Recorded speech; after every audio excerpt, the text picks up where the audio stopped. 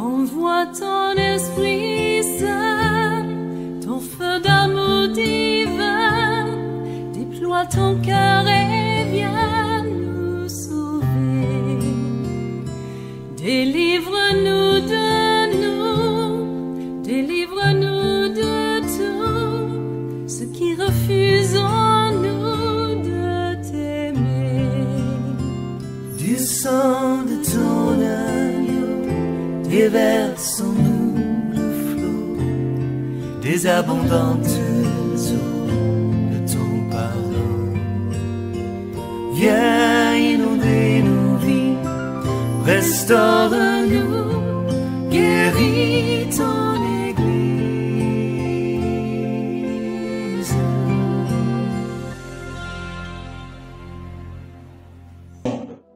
Alors, bien-aimés, que le nom du Seigneur soit béni. Et nous devons savoir que Jésus est celui que Dieu a mené afin de parler de la réalité après, n'est-ce pas, notre mort sur terre. Dieu n'a pas créé l'homme pour mourir, mais à cause du péché, l'homme, n'est-ce pas, est destiné désormais à la mort. Ici, il s'agit du corps de l'homme, car l'esprit de l'homme ne meurt pas et nous avons, n'est-ce pas, des préoccupations concernant la vie après la mort. Les êtres humains, depuis des générations, depuis des siècles, depuis toujours, ont cette préoccupation, n'est-ce pas, de savoir où ils iront après la vie sur cette terre. Jésus donc vient pour nous donner une indication. Jésus donc vient pour nous rassurer. Jésus donc vient pour nous dire ce que nous devons faire aujourd'hui afin d'avoir une vie agréable après notre passage sur cette terre. C'est pourquoi nous devons prendre le risque de croire en Jésus, prendre le risque d'écouter Jésus-Christ, afin que nous ne soyons pas dans l'inquiétude après notre vie, dans cette vie, après notre vie sur cette terre. Alléluia. Alors le sujet que nous traitons, c'est la lecture spirituelle de la crise dans notre pays. C'est le sujet principal, le sujet général que nous traitons. À travers ce sujet, nous disons notre appel. À travers ce sujet, nous disons notre ministère. Alléluia. Lorsque le Seigneur nous a appelés, il nous a parlé, n'est-ce pas, des choses liées à la crise que nous avons vécue. Alléluia. Et nous savons que plusieurs hommes de Dieu ont parlé de ces choses-là. Plusieurs serviteurs de Dieu ont parlé de ces choses-là. Mais je voudrais situer ici ma particularité parce que dans toutes les paroles que les serviteurs de Dieu ont données, dans toutes ces paroles-là, chacun avait une particularité, chacun avait une inclinaison. Alléluia. Et donc moi, l'inclinaison, n'est-ce pas, que j'ai dans les paroles que je dis, liées, n'est-ce pas, à la situation dans notre pays, c'est le retour du Seigneur Jésus. J'ai dit l'indication, j'ai dit que l'inclinaison dans les paroles que je dis liées à la crise dans notre pays, n'est-ce pas, est liée au retour du Seigneur Jésus-Christ, fait allusion au retour du Seigneur Jésus. Pourquoi? Parce que je crois que lorsque le Seigneur Jésus-Christ viendra, la terre ne sera pas forcément paisible. Il a dit qu'il n'est pas venu amener la paix, mais il est venu amener l'épée. Il n'a pas dit qu'il n'est pas venu amener, n'est-ce pas, la paix, mais il est venu amener la guerre. C'est pas ce qu'il a dit. Il dit plutôt qu'il est venu, il n'est pas venu amener, n'est-ce pas, la paix, mais il est venu amener l'épée. L'épée. Qu'est-ce qu'est l'épée?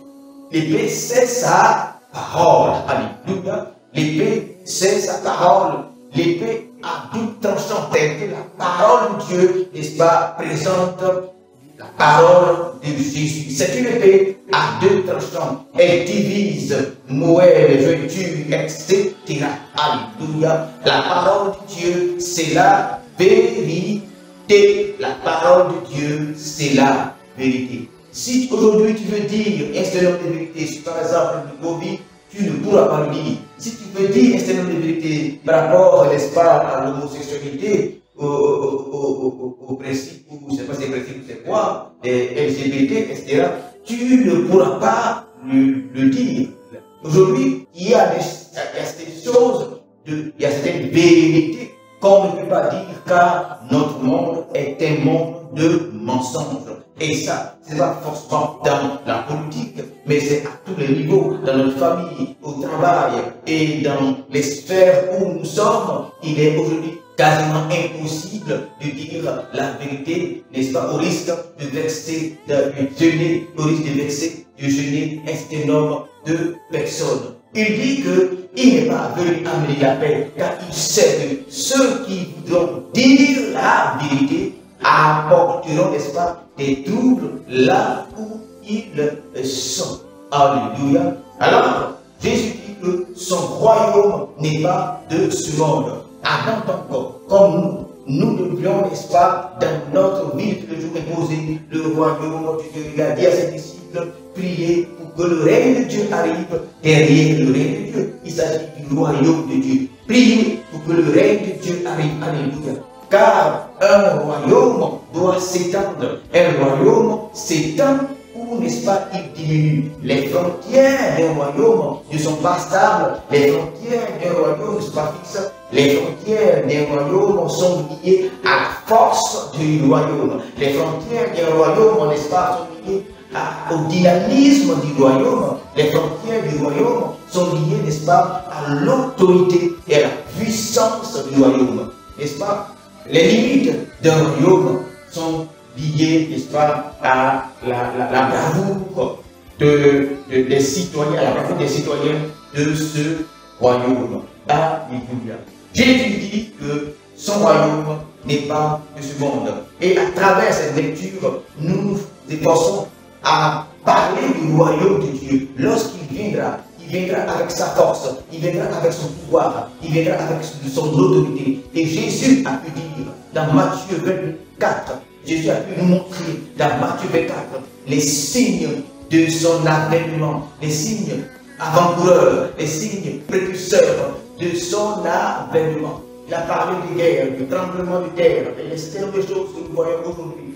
Il dit que le monde spirituel de Dieu, lorsqu'il arrive, il bouscule. Le monde spirituel de Dieu, lorsqu'il arrive, il bouscule. Lorsque la vérité de Dieu doit être manifestée, lorsque le pouvoir de Dieu doit être manifesté forcément, ils vont bousculer les réalités, qui sont là, les réalités présentes. Alors, l'avènement du royaume de Dieu va forcément bousculer les choses, déplacer les bornes et les barrières. Alléluia. Et donc, derrière la nature spirituelle de notre pays, derrière, n'est-ce pas, les troubles, les mois difficiles que notre pays a connus, nous parlons des réalités dans le monde entier.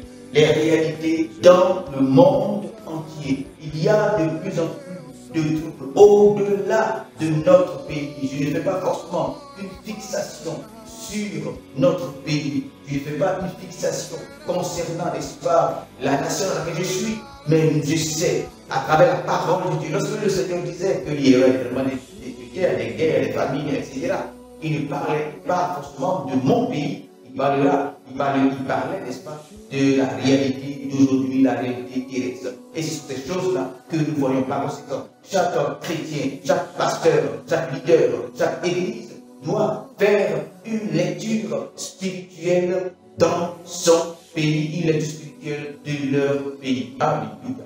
Et donc, lorsque nous faisons une lecture spirituelle, nous ne parlons pas forcément des hommes politiques.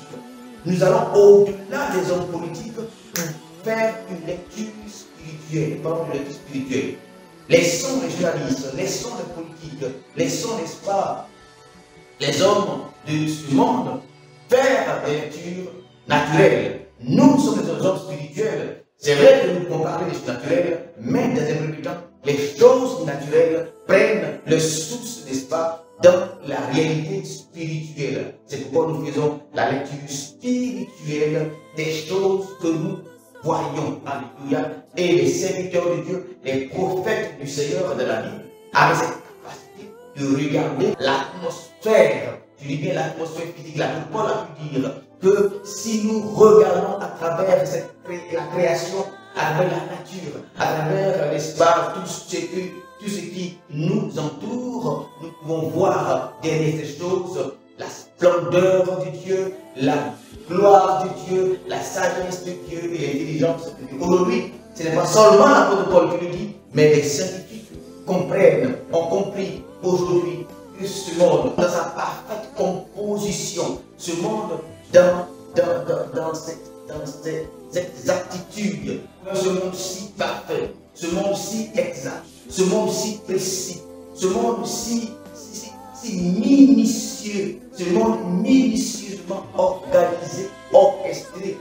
Les scientifiques comprennent que la science du hasard, la réalité du hasard, les mathématiques du hasard ne peut créer ce monde. Parce que derrière, n'est-ce pas, l'agencement de ces choses, il y a quelque part une sagesse. Et même s'ils ne sont pas les chrétiens, ils parlent de la sagesse cosmique ou la sagesse supérieure a pu organiser ces choses-là. Et nous disons, c'est notre Dieu, le Dieu de Jésus-Christ, de Nazareth, le Dieu des Hébreux, l'unique Dieu. Alléluia.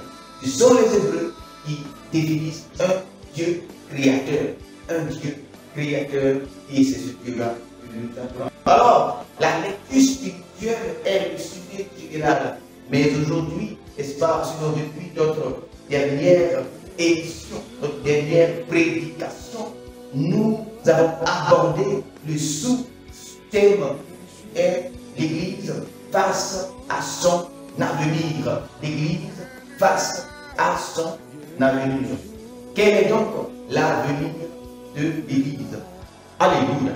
Alléluia. Du sang de ton agneau,